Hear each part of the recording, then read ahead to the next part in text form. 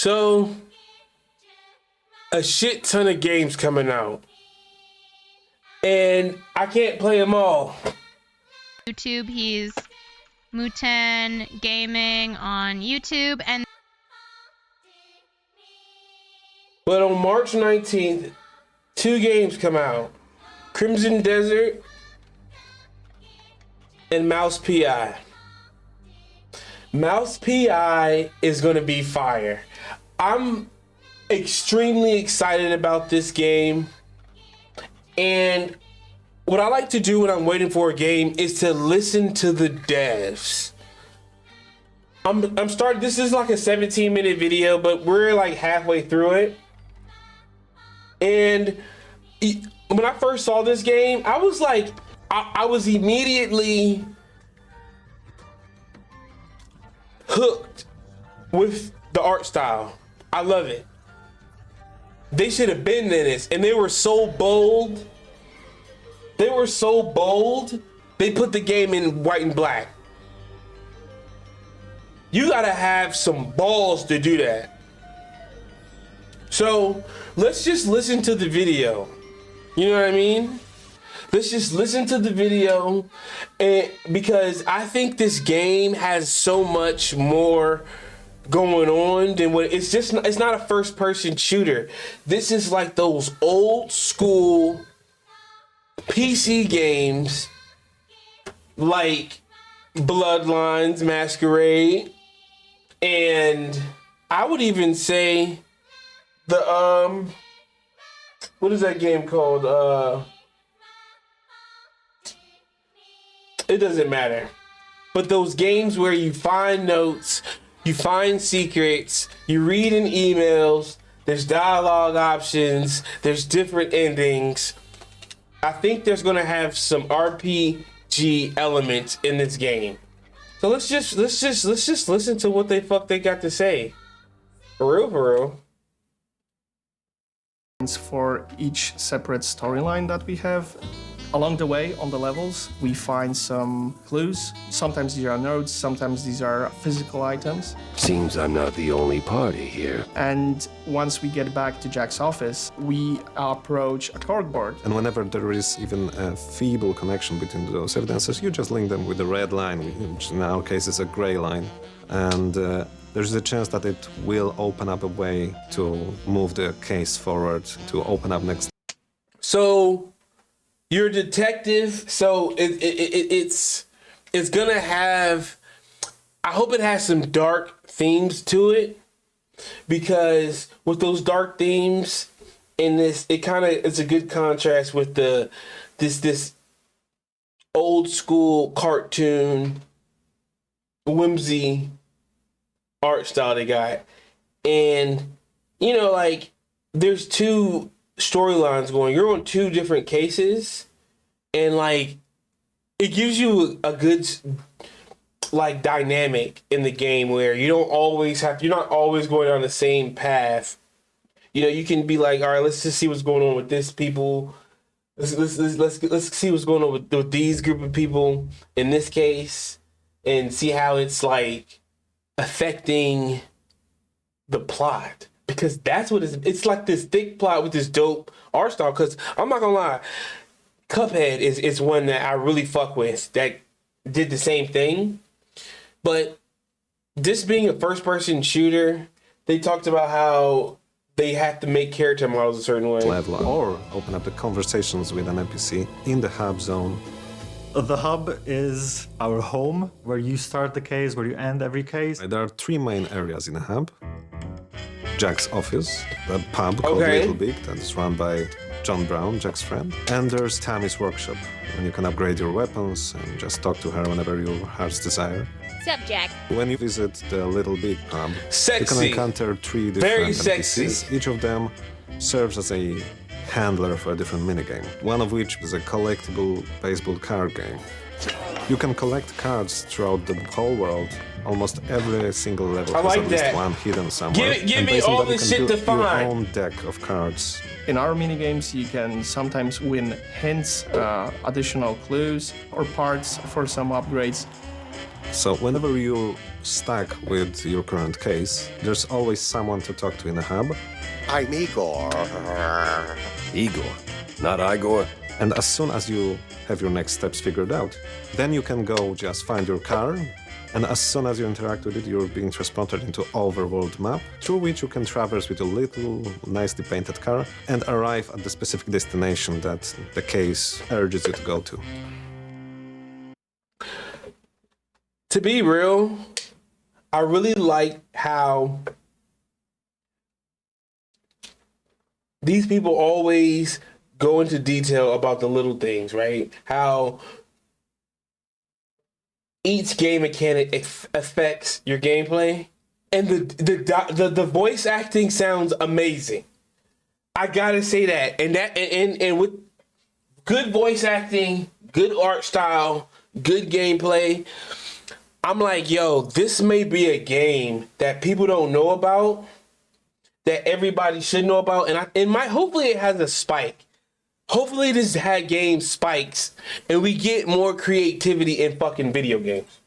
Mouse P.I For Hire has more than 10 biomes. Every single biome 10 biomes? has somewhere between 1 to 4 levels in it. Since the story is set in the noir style, we thought that every level in the game should be inspired by locations from the cartoons from that era. We want to make sure that the levels will be not only full of variety of places, but also will be as wacky, as cartoony as possible. Well done, genius. You broke the damn air duct. Streets is one of the earlier levels within the game. So when you first enter the level, you find complete chaos on the streets. Don't hurt me, officer. 'Twas just a little cheese stick on the sidewalk. You will see shrews getting beat up. You will see them getting kidnapped. You will see them disappearing. And yeah, you will see how police officers aren't really there to protect anyone anymore. Well, that was a speeding ticket for sure. No bullshit. Why is this on? No bullshit. Goal? I like the blood. You need blood. We need blood. That's what I like about this game. This game ain't for kids. The art style ain't even kiddish. It's for like boomer kids. It's boomer bait, bro. Look how these people exploding.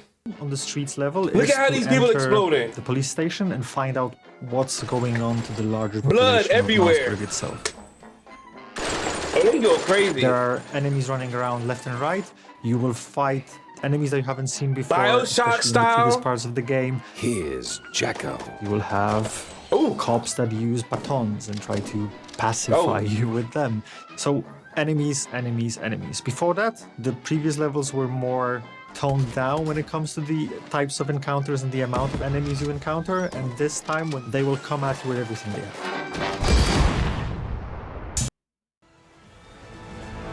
Oh my god. I mean, if you playing this game, dog, I don't know. Maybe it's not. I don't know. I'm old, man. One-man army and the single hero who saves the day, even in a cartoon world.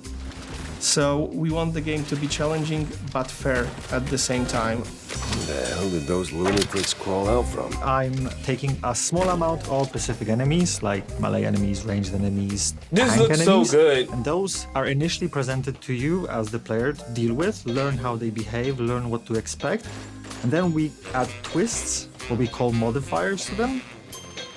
So a tank that you've encountered previously that charged on you and you learned to dodge it when it's charging might now also enable a force field around itself that you need to figure out how to deal with.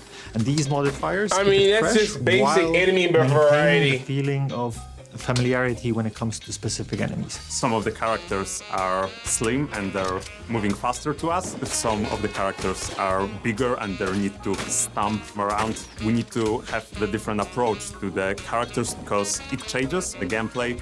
So it's not just the basic type of enemy. You will also encounter bigger enemies, larger enemies, more complex enemies, like one that we've already shown, the Vicatore, or the alligator as it was nicknamed.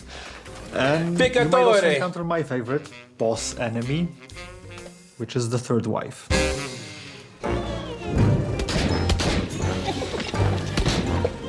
Once you encounter a specific enemy, you would want to. It's just like an ultimate. We have It's just a like an standard ultimate roster of PC weapons, game. so you get a pistol. We need this shit. Obviously, you have a shotgun, I think this Tommy gun. shit should sell well, man. but since it's a cartoon world, there is a freeze gun. With this portable freezer, meat and dairy will stay preserved until the end of Oh, time. Bioshock There is shit. what we call a conscious gun, which is basically a brain in a jar attached to a weapon. With our device in hand, making friends becomes mind-blowingly easy.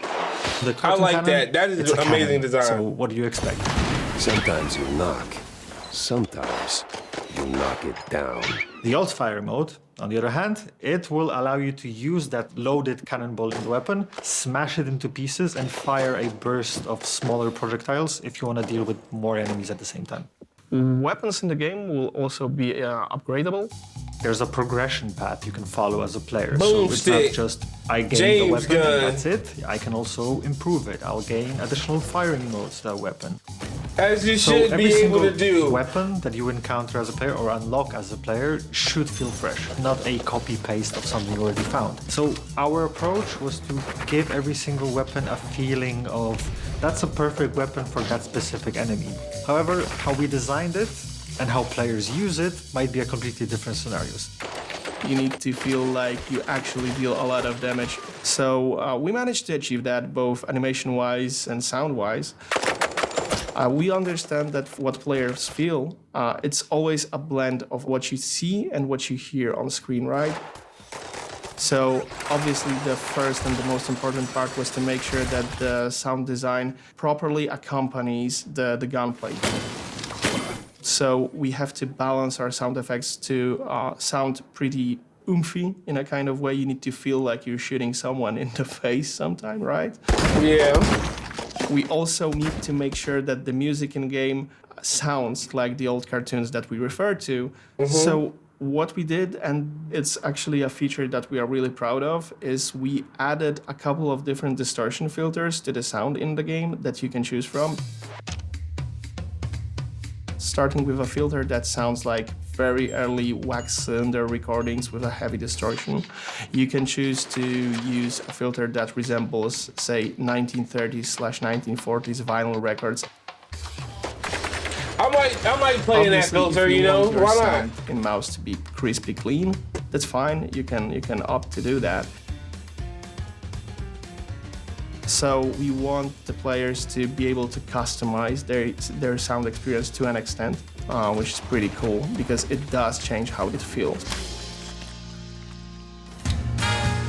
Okay.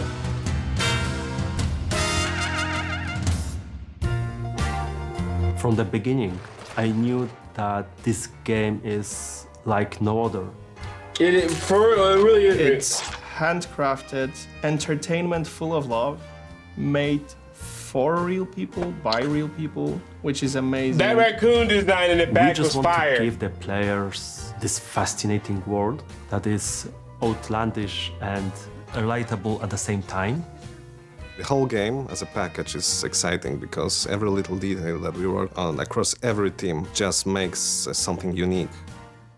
I'm most proud of the team that's building the game and the boundaries that they cross every single week, every single month. I know it sounds cheesy, but we create something that is truly a human experience in a world inhabited by mice. When you are a creator, you always want people to enjoy the work that you do. So it was really outstanding for me that this idea resonates with all variety of people. I can't wait to see how players are enjoying it, what they're doing with the game, and seeing the creative fluids that we've put into the project go beyond that.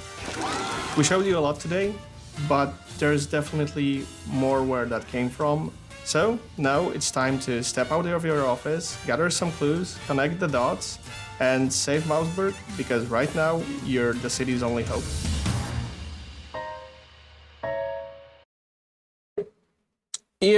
And I'm very, very excited for this game. I don't know if you see it like I see it, but I think the story is going to be more. It's going to be better than you think. That's all I gotta say. You know what I'm saying?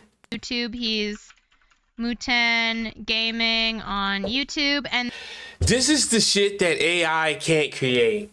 I am Muten Gaming, and I'm outing.